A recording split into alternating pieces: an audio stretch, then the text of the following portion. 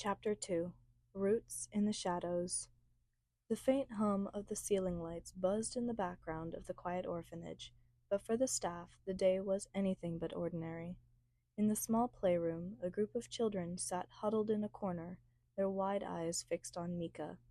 She stood frozen, her tiny hands clenched into fists, her expression a mixture of fear and confusion as she stared down at him. Across from her, an older boy sat crumpled on the floor, unable to move. His body was rigid, his limbs paralyzed in a twisted sprawl, though his panicked eyes darted back and forth. The room was silent, except for the sound of a sobbing child who had fled to the far wall. "What did you do?" one of the staff members shouted as she burst into the room, her voice trembling with fear and authority. "I don't know," Mika stammered, her voice barely above a whisper. Tears welled in her eyes, and she looked down, fear and shame curdling in her gut. He said I was gonna be a villain, and then was gonna grab me, and then I don't know." The staff moved quickly, ushering the other children out of the room. One worker leaned down to check on the boy, who had fallen limp on the floor once Mika looked away. He glared at her venomously, hissing, "Well, apparently I wasn't wrong, villain," under his breath. He shakily made his way out of the room. No one corrected him, and when Mika turned her wide eyes towards the headmistress, she was met with the coldest look she had ever had aimed at her. The orphanage wasted no time isolating her. Mika was moved from her shared room to a tiny, windowless space at the far end of the building, far away from the other children. The staff said it was for her safety, but Mika quickly learned otherwise. On her 5th birthday, when she should have been blowing out candles or tearing open presents, the staff handed her an eye mask. It was slightly cupped, allowing her to open her eyes, but the strap was rough, the fabric itchy, and the meaning clear. From that day forward, she wasn't permitted to leave her room without wearing it. They told her it was a gift, but Mika began to doubt that when they whispered about her behind closed doors. A week later, they strapped a red armband to her wrist, its cheap plastic digging into her skin. They didn't tell her what it was for, just that she had to wear it at all times. She realized why soon enough. On her first day of kindergarten, Mika took off her eye mask to cross a street, unable to bear the scratchy material any longer. The armband beeped, a loud, shrill sound that made her flinch, and the man standing next to her slapped her face before snatching the mask from her hands. His grip was rough as he shoved it back onto her head, muttering words she didn't yet understand but could feel in his tone: disgust, fear. The worst part came later. When Mika returned to the orphanage, the headmistress was waiting for her at the door. Before Mika could even step inside, the woman's hand clamped down on her shoulder, her nails digging painfully into Mika's small frame. "We got an alert," she said coldly, her voice low and sharp like the edge of a blade. "You are aware that you aren't allowed to take the mask off, yet you still did." Her grip tightened, sending a jolt of pain through Mika's arm. If only the punishment were just a scolding. Without another word, the headmistress dragged Mika down the dim hallway, her shoes scuffing against the worn floor as she tried to keep up. When they reached her room at the far end of the building, the headmistress threw the door open and shoved her inside. Mika stumbled, landing hard on the cold, unyielding floor, her palms scraping against the rough surface. "Maybe this'll teach you to follow the rules," the woman hissed, the thunk of a deadbolt from the other side following her departure. Unlike every other night, the armband remained secured tightly around Mika's wrist, its weight feeling heavier than ever. The mask stayed on, too. Her usual break, those brief moments before bed when she could finally take it off, was stolen. She wasn't given dinner either. The gnawing ache in her stomach was a cruel reminder of her mistake. She curled on the floor, the silence of her tiny room pressing down on her like a heavy blanket. The mask itched against her skin, the strap cutting into the back of her head, but she didn't dare remove it.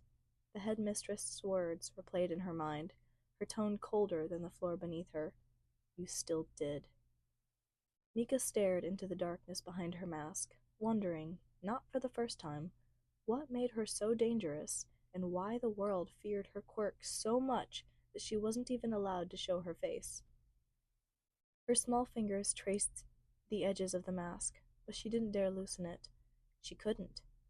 For the rest of the night, she stayed on the floor, silent tears soaking into the leather that kept her eyes hidden. It didn't take long for Mika to learn. The armband was her leash, the eye mask her cage. Every time the band beeped, every time her mask slipped, someone would react.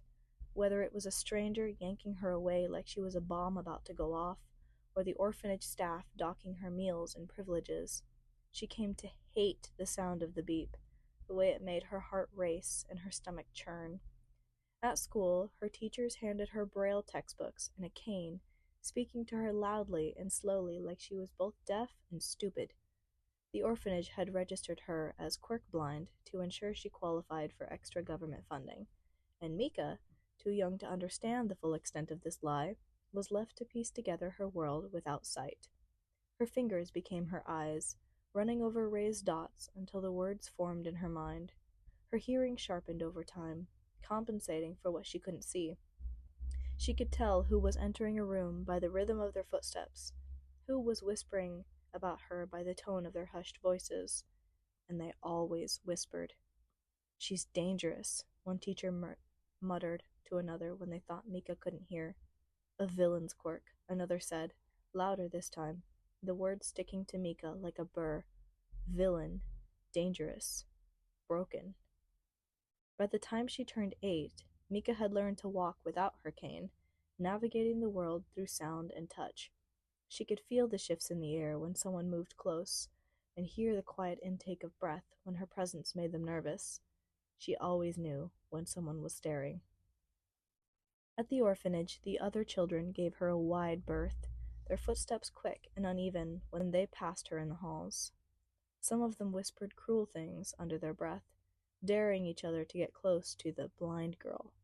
Others were bold enough to shove her, knowing she couldn't see them coming.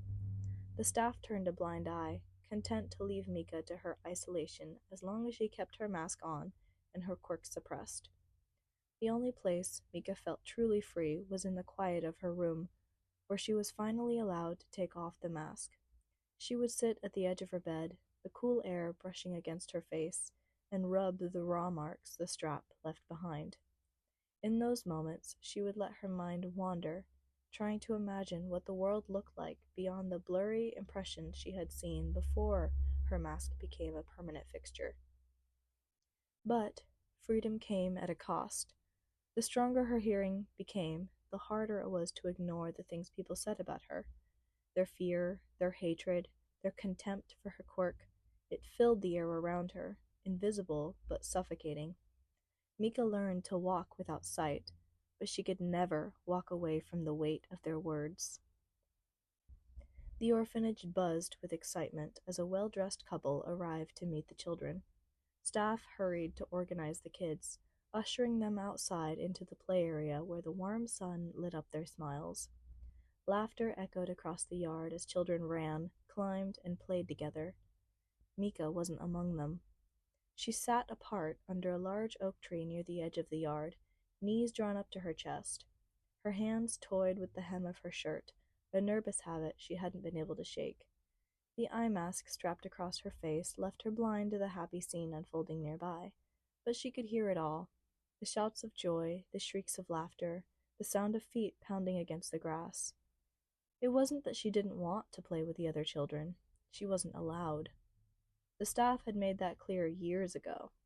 For their safety, they'd said, isolating her from the rest of the group. The red armband strapped to her upper arm beeped softly if she came too close to the others.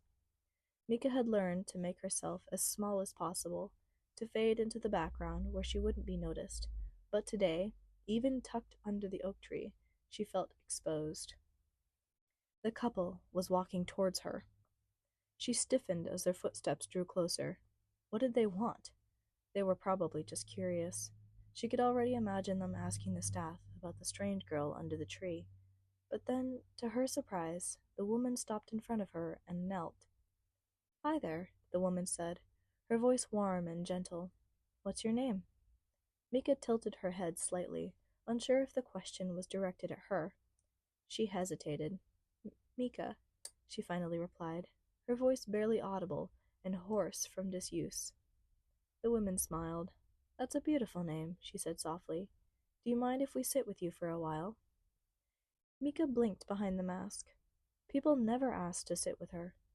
She nodded hesitantly, scooting to make room as the woman settled onto the grass beside her. The man joined them, offering a kind smile she couldn't see but could hear in his voice. For the first time in what felt like forever, someone spoke to her as if she mattered. They asked her about her favorite things, books, foods, colors, and even though Mika's answers were quiet and guarded, the couple listened intently. She started to relax, letting their warmth melt her walls. Maybe, just maybe, this time would be different. But then everything changed. One of the staff members approached the couple, her expression tight. She leaned in to whisper something, glancing briefly at Mika before speaking. Mika couldn't hear the words, but she caught enough to piece it together. The armband she has to wear, her quirk, allowed near the other children. The couple's response was too quiet for Mika to make out, but she didn't need to. The change in their demeanor was answer enough. The man cleared his throat awkwardly, glancing at the woman. The woman hesitated, her smile faltering as she stood. Mika could hear their footsteps retreating. They didn't even say goodbye. She sat frozen under the tree long after the couple left. She didn't need her sight to know that the staff was watching her. She could feel their judgment, their disdain. It weighed heavily on her shoulders as she trudged back inside at the end of the day. That night, Mika lay in her small, windowless room, her mask still strapped across her face. Tears prickled at her eyes, but she blinked them away. What was the point? Hope felt like a cruel joke, a fleeting thing, crushed every time she tried to hold on to it. But the loneliness was unbearable. Over the next few weeks, Mika found solace in the library. It became her sanctuary, a place where no one looked at her like she was dangerous. She couldn't see the books on the shelves, but she'd memorized the braille sections by touch. She devoured stories of heroes and outcasts, losing herself in worlds where people like her weren't feared. One day, she stumbled across a book about quirks. The pages were dense, the braille unfamiliar, but Mika didn't care. She cracked it open and found herself captivated by the thick, intricate explanations. She didn't understand most of it, not at first, but she couldn't stop reading. She devoured the book, then another, and another. The more she learned, the more questions she had. How did quirks work? What were they capable of? Where did they come from? And most importantly, what did her quirk mean for her? Mika wanted answers, not just for herself, but for everyone who looked at her with fear in their eyes. Maybe, if she could understand her quirk, she could prove to herself and to the world that she wasn't what they thought, a monster. Years passed, and Mika's isolation hardened into determination. She spent her childhood in shadows, hidden away and feared and misunderstood, but she had no intention of staying there. On her 18th birthday, as the first light of dawn crept through the thin curtains of her small, barren room, Mika packed her few belongings into a worn, second-hand backpack. The faded canvas, its edges fraying, held the entirety of her life. A few articles of clothing, the embroidered blanket she arrived with as a baby, and a single book on quirk science that had become her lifeline. Before leaving, she made one final stop at the desk. The headmistress barely glanced up as Mika placed her red armband and eye mask on the counter. They already knew she was leaving. Without a word, Mika turned and walked out the door. The world outside hit her like a tidal wave. For the first time, she saw it, truly saw it. Colors, shapes, and textures blurred together, overwhelming her senses. The sun's brightness was unbearable at first, and the crowded streets made her feel small and exposed. She struggled to adjust. Sometimes the world was too much. She would find herself ducking into alleyways or sitting on park benches with her hands pressed tightly over her eyes, her breathing uneven as she tried to calm the rising tide of panic. The freedom she had longed for came with challenges she hadn't anticipated, but she refused to let them defeat her. Her scholarship to study quirk science at a prestigious university was her ticket to a fresh start, and she clung to it with everything she had. When she arrived on campus, she quickly realized that learning to navigate a world built for sight was only part of the battle. Mika had spent her life reading and writing in Braille, but the university demanded more. Her textbooks weren't available in Braille, and lectures often included visual representations she couldn't fully follow. Determined to keep up, she threw herself into learning to read and write English without Braille. It was an uphill battle. Every letter felt foreign under her fingertips, but she persisted. Her professors took note of her relentless determination, often marveling at her insights and dedication. They didn't know about the personal stakes behind her drive, or the nights she spent hunched over her desk, her fingers sore from tracing letters repeatedly until they became familiar shapes instead of chaotic lines. When Mika graduated, she was determined to put her knowledge to good use. She landed a job at a small quirk clinic in Austin, Texas, hoping to make a difference.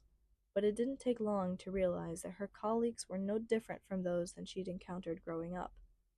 The other counselors avoided her, whispering behind her back. They saw her as someone unfit to handle normal cases. Instead, they sent every child with a villainous or dangerous quirk her way, children who others feared or gave up on. At first, Mika felt the familiar sting of rejection, but as she worked with these children, she realized something important. They were just like her.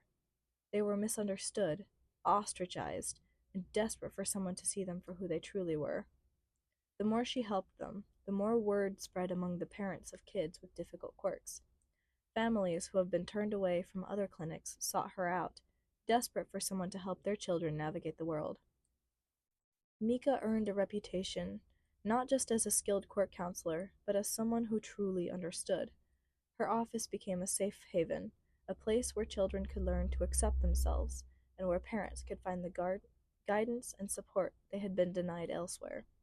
Still, the weight of it wasn't easy. The looks from her colleagues never stopped, and there were nights when she came home exhausted, wondering if she was really making a difference. But every time she saw a child leave her office smiling, or a parent's shoulders relax with relief, her heart felt that much lighter. But even with her accomplishments, Mika often felt a quiet emptiness gnawing at her. She had come so far, but she couldn't shake the sense that a part of her was missing. She would sometimes wander the quiet streets of the city at night, her hands in her pockets and her mind full of questions. What if they were right about me? What if what I'm doing actually hurts people? Where do I belong?